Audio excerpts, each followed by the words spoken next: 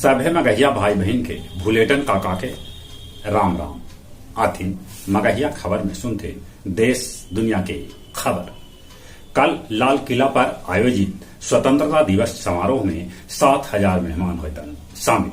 सुरक्षा के कैल गए पुख्ता इंतजाम। भाकपा और माले बिहार सरकार के महागठबंधन में शामिल न हुए।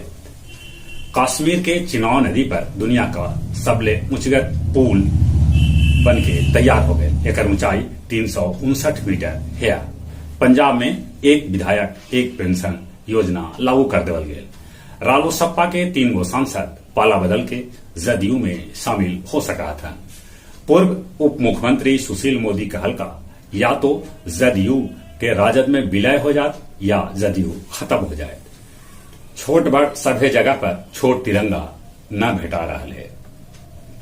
विश्व मगही परिषद नई दिल्ली के 94वां अंतर्राष्ट्रीय मगही चौपाल में नरेंद्र नारायण राम रतन सिंह रत्नाकर के साथे कैलन स्वतंत्रता आंदोलन पर विशेष बातचीत। चेन्नई एयरपोर्ट से दुर्लभ प्रजाति के बंदर, सांप और कछुआ बरामद कैल गए। सोनिया गांधी फिर से कोरोना पॉजिटिव हो गए है। राज्य के 21 जिला में जल स्तर नीचे गिर गए है। सबला नीचे गया में 10 फीट 8 इंच जल स्तर गिरल है। नवादा के साइबर अपराधी सभे से 1.22 करोड़ रुपया के साथ 3 गो लग्जरी गाड़ी और 4 गो अपराधी के पुलिस गिरफ्तार कैल। सृजन घोटाला के अमित और प्रिया जिंदा है कि मर गए, सीबीआई उहापोह में है।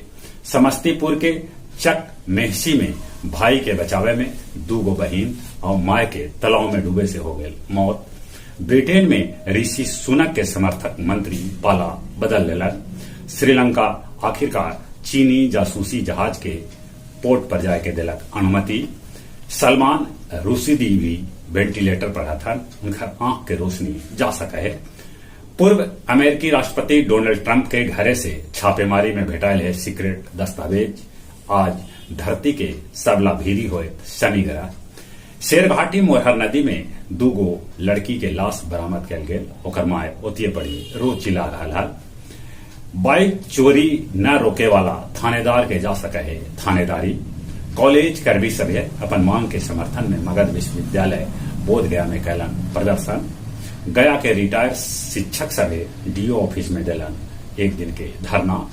आओ गया जिला हिंदी साहित्य सम्मेलन भवन में आयोजित कैल गए काव्य संध्या 416 जेकर अध्यक्षता अरुण हरलीवाल और संचालन संजीत कैलन। और अब कुछ खेल के समाचार। प्रधानमंत्री नरेंद्र मोदी बर्मिंघम से जीत के लौटे वाला खिलाड़ी सभे के साथ कैलन बातचीत। दोसर का T20 में आयरलैंड अफगानिस्तान के हरा दिलक। चेतेश्वर पुजारा काउंटी मैच में 79 गेंदा पर बनालन शानदार 107 रन। T20 सबला बेसी 88 बार हारे वाला टीम हो गया वेस्ट इंडीज। जहां तक मौसम के सवाल है, आसमान में तो बदरी है, बाकी पानी बरसित रहे। ऐसे मौसम विज्ञानी कहलन है कि आजकल में बिहार में भी हो सका है जोरदार बारिश। पूरा उत्तर बिहार में बारिश के बाद कहलन है, बाकी पानी हो गए तब तो देश में कोरोना संक्रमित बढ़ित है। इलेल हो सके तो मुंह होना पर मास्क लगाते। चली अपने सभे के एक बार फिर से भुलेटन काका के राम राम।